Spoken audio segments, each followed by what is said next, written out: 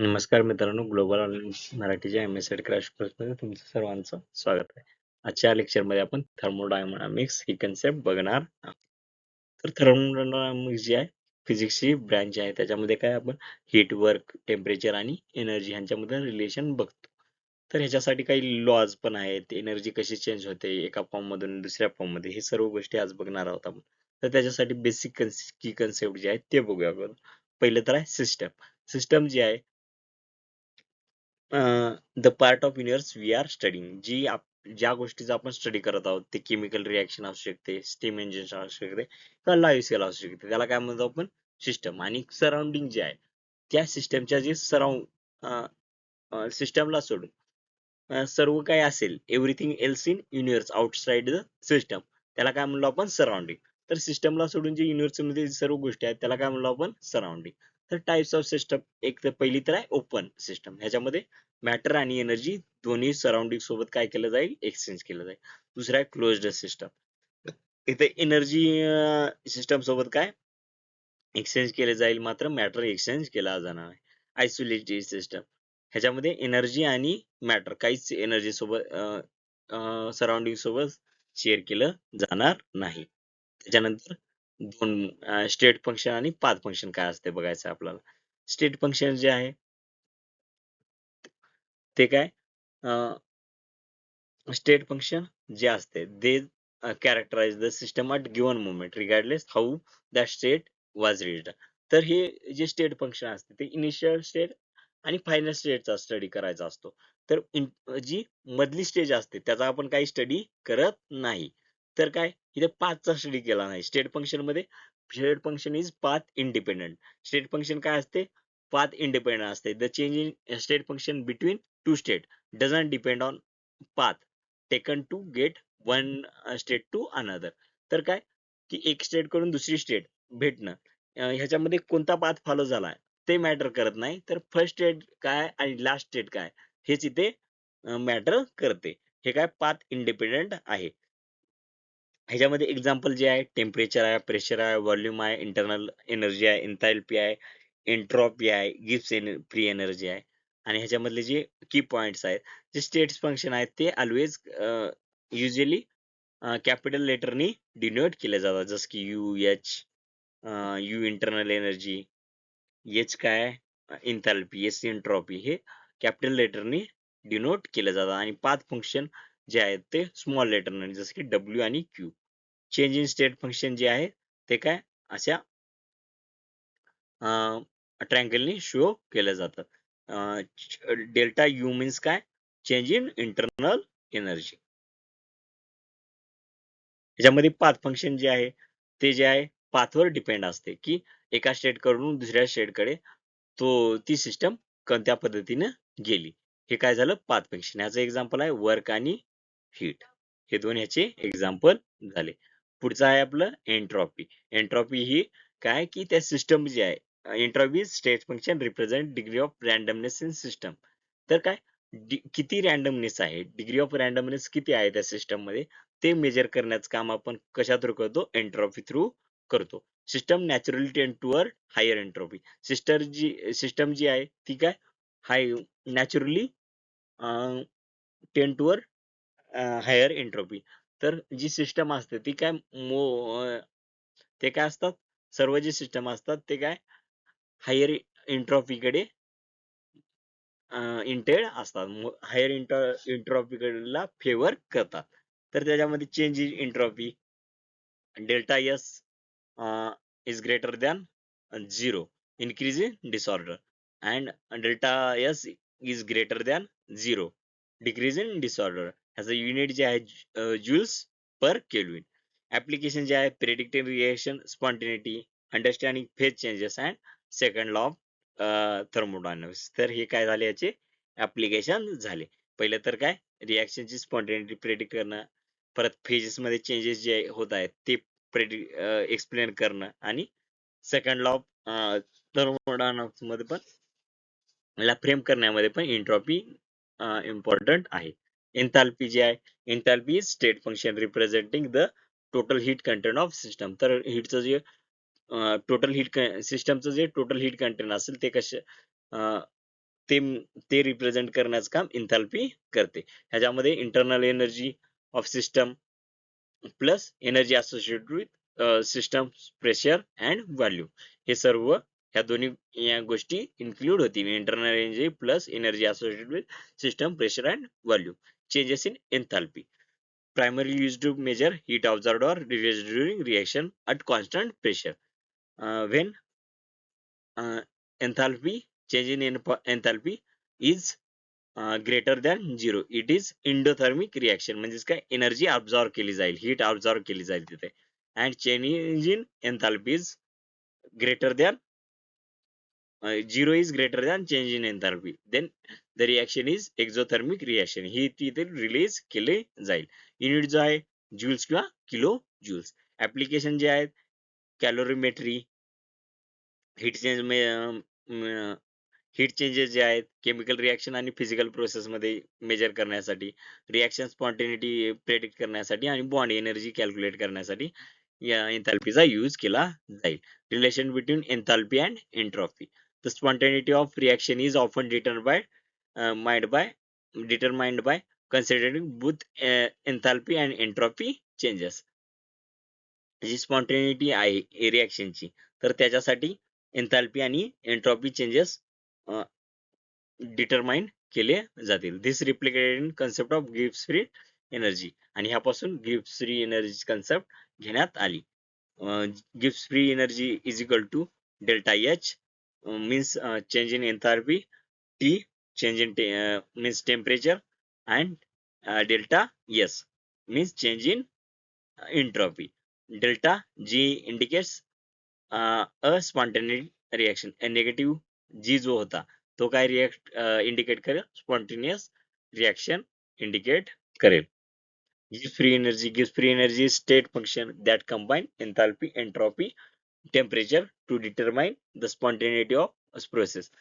तर काय जी स्पॉन्टेनिटी आहे, स्पॉन्टेनियस जी आहे, स्पॉन्टेनिटी जी आहे एखाद्या प्रोसेसची आहे कॉन्स्टंट टेम्परेचरला आणि प्रेशरला, तर त्यासाठी डिटरमाइन करण्यासाठी काय यूज करतो आपण, गिब्स फ्री एनर्जी. आणि त्याच्यामध्ये काय काय कंबाईन केलेलं आहे, एन्थाल्पी, एंट्रॉपी आणि temperature.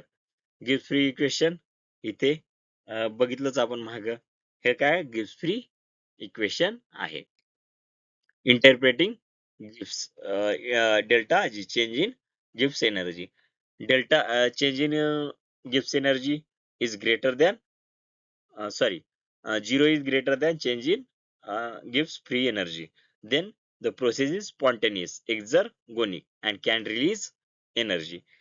When change in uh, Gibbs free energy is greater than 0, the process is non-spontaneous, means endergonic, and require energy input. Gibbs free energy is equal to 0. This process is at equilibrium, with no net change. Importance of Gibbs free energy. तर याचं importance काय, predicting reaction spontaneity.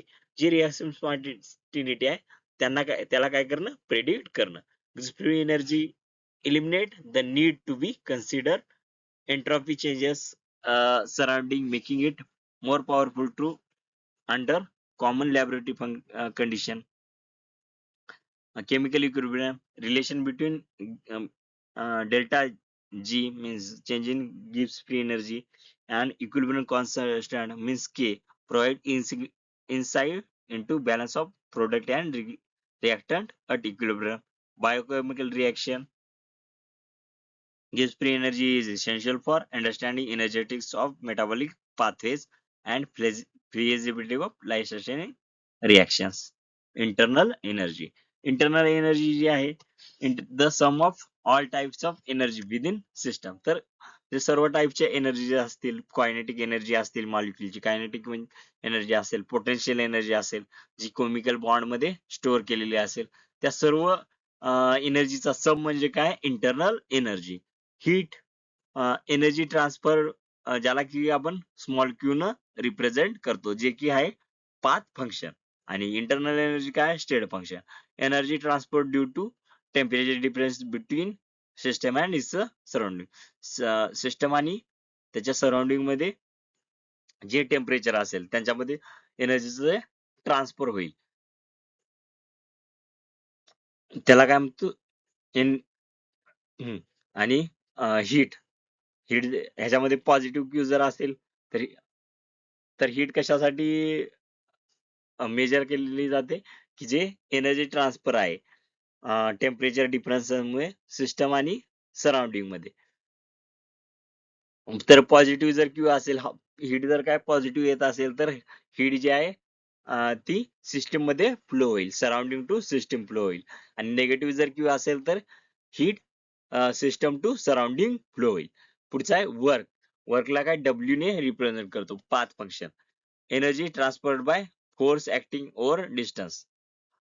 Positive W, इथे work done काय असेल, work done on system, work done by system. Negative W असेल तर system वर work done केलं असेल आणि सिस्टमने वर्क डन केलं असेल.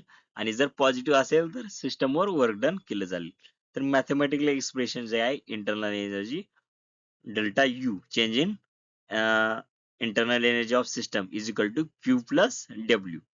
तर हे काय झालं, मॅथमॅटिकल एक्सप्रेशन झालं इंटरनल एनर्जी साठी. परत आहे फर्स्ट लॉ ऑफ थर्मोडायनामिक्स. तर थर्मोडायनामिक्सचे 3 लॉ आहेत. तर आपण फर्स्ट लॉ बघणार आहोत. त्याच्यामध्ये law of conservation of energy, ह्यालाच काय law of conservation of energy पण म्हणलं जातं. First law of thermodynamics is fundamental principle of stating the energy cannot created or destroyed, it can be converted into one form to another form. तर energy जी आहे ती काय एका form मधून दुसऱ्या फॉर्म मध्ये काय केली, एनर्जी काय क्रिएट किंवा डिस्ट्रॉय केली जाऊ शकत नाही, तर ती काय एका फॉर्म मधून दुसऱ्या फॉर्म मध्ये काय केली जाते, कन्वर्ट केली जाते. In closer system total energy remains constant although it can be transferred और चेंज फॉर्म्स. तर काय क्लोज्ड सिस्टम मध्ये टोटल एनर्जी काय असेल, सेम असेल, फक्त ती काय करेल, ट्रान्सफर होईल किंवा फॉर्म चेंज करेल. पुढचा आहे second law. Second law of thermodynamics introduces concept of entropy and provide key insight the natural direction process. प्रोसेसची जी डायरेक्शन असेल त्याच ही जी सेकंड लॉ आहे त्यानं काय केलं, एंट्रॉपीची जी कन्सेप्ट होती ती काय केली, इंट्रोड्यूस केली. आणि त्यामुळे जी नॅचरल प्रोसेस जी जे रिॲक्शन आहे त्याची नॅचरल डायरेक्शन काय असेल ती आपल्याला कळाली. कारण आपण एंट्रॉपी मध्ये बघितलो की जी सिस्टम असेल ती काय मोर फेवर करते रॅन्डमनेसला, आणि एंट्रॉपी काय रॅन्डमनेसचं मेजरमेंट करणारी युनिट आहे. तर entropy of universe, total entropy of isolated system always increases over time. तर आयसोलेटेड सिस्टम जी असेल त्याची जी टोटल एंट्रॉपी असेल ती ऑलवेज काय होईल, इन्क्रीज होईल. म्हणजेच काय रॅन्डमनेस जी असेल ती काय होत असेल, इन्क्रीज होत असेल. टोटल एंट्रॉपी आयसोलेटेड सिस्टमची काय नेहमीच ओव्हर द टाइम इन्क्रीज होईल. In other words the universe continuously moves toward greater disorder or randomness. तर दुसऱ्या शब्दामध्ये युनिव्हर्स जी आहे ते कंटिन्युअसली काय ग्रेटर डिसऑर्डर किंवा रॅन्डमनेस कडे काय मूव्ह करत असेल. Spontaneous process, process that increases total entropy of system and its surrounding tend to occur spontaneously without continuous external input uh, of energy. ह्या प्रोसेस मध्ये काय होते, process that increase total entropy of system and its surrounding टेंड to occur spontaneously. तर या process मध्ये काय total सिस्टमची आणि सराउंडिंगची काय होईल, टोटल एंट्रॉपी इन्क्रीज होईल. ती काय मोर मग ती काय स्पॉन्टेनियस असेल, ती प्रोसेस काय असेल, स्पॉन्टेनियस असेल. Non spontaneous process that decreases total entropy.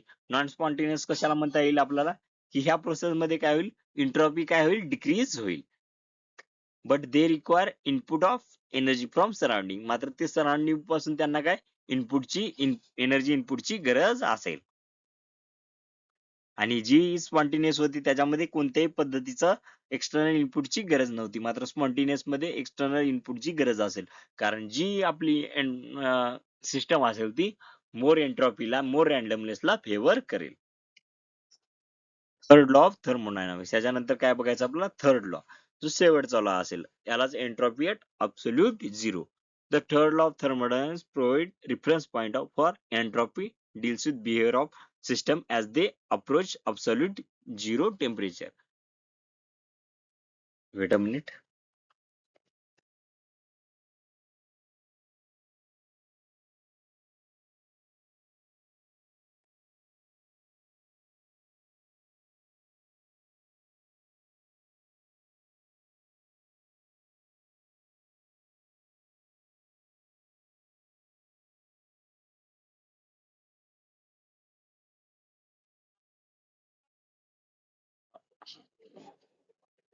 Statement काय आहे ते, entropy of perfect crystal at absolute zero is zero. तर एंट्रॉपी जी परफेक्ट क्रिस्टलची आहे 0 केल्विनला, ती कशी काय असेल, झिरोच असेल. हा झाला law of third law of thermodynamics, absolute zero की कन्सेप्ट याच्यामध्ये. The theoretical temperature at which all molecular motion ceases it equal to minus 230 273.15 Celsius or 0 Kelvin. Perfect crystal, idealized solid where all items or molecules are arranged in perfectly regular and repeating arrangement. तर perfect crystal जो आहे तो naturally present नसेल, तर हा आयडियलाइज्ड solid आहे, ज्याच्यामध्ये सर्व जे आयटम्स असतील, मॉलिक्युल्स असतील, ते काय परफेक्टली रेग्युलर रिपॅटर्निंग पॅटर्न मध्ये, रिपीटिंग पॅटर्न मध्ये काय असतील, अरेंज असतील. त्याला काय म्हणलो आपण, परफेक्ट क्रिस्टल. एंट्रॉपी जे आहे, a measure of random disorder randomness in system at absolute zero. In perfect crystal there is only one possible way to arrange molecules, hence entropy is zero. तर absolute zero ला absolute zero ला जे perfect crystal असेल त्याच्यामध्ये काय फक्त एकच possibility आहे की मॉलिक्युल्स त्या पद्धतीने अरेंज होतील. मग त्यामुळे इथे काय एंट्रोपी काय असेल, झिरो असेल. एकच तिथं काय आहे, एकच पॉसिबल वे आहे की त्या पद्धतीने तिथं काय होऊ शकतात, मॉलिक्युल अरेंज होऊ शकतात. मग त्यामुळे तिथं रॅन्डमनेस येऊ शकणार नाही, कारण आपण बघितलं इथं की हा जो सॉलिड आहे ह्याच्यामध्ये ऑल जे मॉलिक्युल्स आहेत ते कसे अरेंज आहेत, परफेक्टली आणि रेग्युलर आणि रिपीटिंग पॅटर्न मध्ये अरेंज आहेत, म्हणून तिथे रॅन्डमनेसचा काय चान्सच येणार नाही. इम्प्लिकेशन काय आहे त्या third लॉचे, absolute entropy. The third law enables determination of absolute entropies instead of just measuring changes in entropies. We can establish an absolute zero reference point. तर काय ह्याच्यामध्ये थर्ड लॉ काय, absolute entropy सबस्टन्सची absolute entropy determine करण्याचं काम करतो. त्याच्यानंतर unreachability of absolute zero. The third law implies that it is impossible to cool system to absolute zero in finite number of steps. As you get closer to absolute zero, it become increasingly to difficult to remove it. तर काय की जे third law ने सांगितलेले आहे की मात्र इथे काय absolute झिरो सिस्टमला अब्सोल्यूट झिरोला कूल करणं हे काय इम्पॉसिबल आहे. कारण जसं जसं आपण अब्सोल्यूट झिरोच्या क्लोज जाऊ तसं तसं एनर्जी हीटला रिमूव्ह करणं तिथं काय होईल, डिफिकल्ट होईल. Heat capacities, the third law aids in understanding how heat capacities of substance changes as temperature approaches zero. तर हे थर्ड लॉ जो आहे तो काय सांगतो की जे हीट कॅपॅसिटी आहे ते टेम्परेचर जेव्हा झिरो होतो तेव्हा कशा पद्धतीनं चेंजेस होते. याचे अप्लिकेशन जे आहे ते एंट्रॉपी कॅल्क्युलेट मध्ये करण्यासाठी the third law provide basis for calculating absolute entropy. तर ऍब्सोल्यूट एंट्रॉपी कॅल्क्युलेट करण्यासाठी हे रोल प्ले करतील. Cryogenic understanding behavior of substance extremely low temperature crystal freed of cryogenic. तर इथे क्रायोजेनिक्स मध्ये आपण याचा यूज केला जातो. Real world substance does not always perfect crystal. तर काय रिअल वर्ल्ड जे आहेत सबस्टन्सेस ते परफेक्टली नेहमीच परफेक्ट क्रिस्टल म्हणून राहू शकत नाहीत नेहमीच. तर थँक्यू, आजसाठी एवढंच. नेक्स्ट लेक्चर मध्ये आपण पीआयक्यू सेशन डिस्कस करूया.